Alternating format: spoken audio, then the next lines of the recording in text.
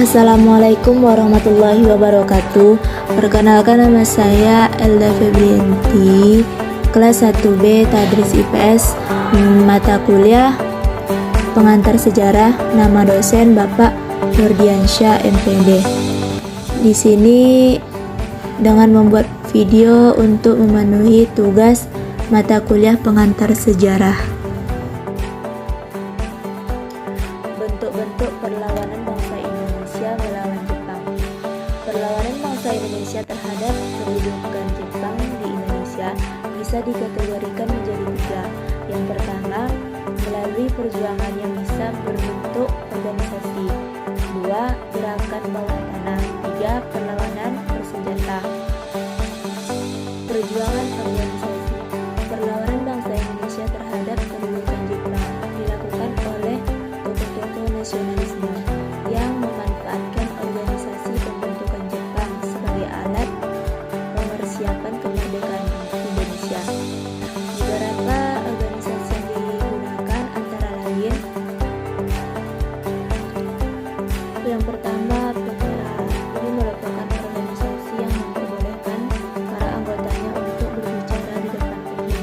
Oleh karena itu, para tokoh nasionalisme memanfaatkan kesempatan acara rapat besar maupun acara radio yang diselenggarakan oleh organisasi PPRA dengan mengarahkan rakyat untuk mempersiapkan kemerdekaan dan mengkoordinasikan. Dua, barisan pelopor.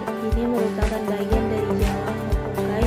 Barisan pelopor ini diketuai oleh Iri Soekarno dan beberapa perlawanan nasionalisme yang menjadi anggotanya. Tiga, Musaini ini merupakan salah satu organisasi yang dimanfaatkan para tokoh nasionalisme dalam perbentukan organisasi barisan pelopor untuk kepentingan Indonesia. Selanjutnya, gerakan bawah tanah. Selain melalui gerakan organisasi, rakyat Indonesia melawan kependudukan Jepang di Indonesia dengan gerakan bawah tanah, yaitu gerakan yang dilakukan secara diam-diam dan rahasia, di mana gerakan ini dipraktikkan di dalam organisasi bentukan Jepang tanpa sepengetahuan pihak Jepang.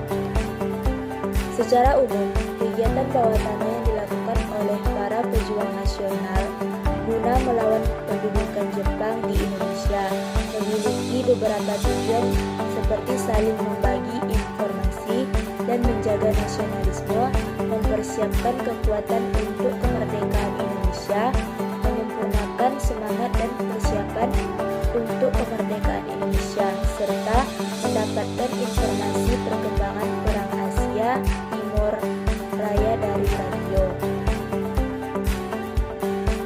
Adapun beberapa contoh gerakan bawah tanah yang mengupayakan perlawanan terhadap kedudukan Jepang di Indonesia antara lain: pertama, kelompok Sukarni yang mencoba mempengaruhi jiwa-jiwa revolusioner dan rakyat Indonesia dengan membongkar tipu daya Jepang.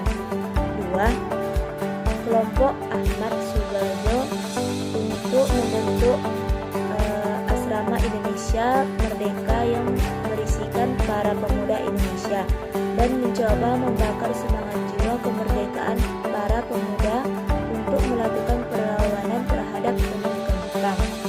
Tiga, kelompok Sultan Syahrir yang menyiapkan gerakan bawah tanah anti-fasis untuk melawan Jepang di waktu yang tepat. Selanjutnya, perlawanan bersenjata. Perlawanan bersenjata merupakan perlawanan bangsa Indonesia secara terbuka terhadap pendudukan Jepang di Indonesia. Perlawanan ini ditandai dengan perang antara bangsa Indonesia terhadap Jepang secara terbuka dan mengakibatkan korban di kedua belah pihak.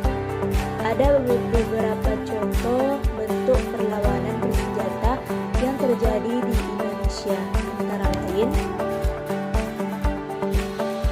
perlawanan di Aceh pada 10 November 1942. Perlawanan ini dipimpin oleh seorang guru mengaji bernama Tengku Abdul Jalil yang dipicu karena tindakan Jepang sewenang-wenang dan gagalnya perundingan.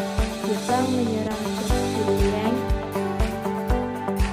Tengku Abdul Jalil dan para pahlawan tanpa nama yang mengikutinya pun gugur.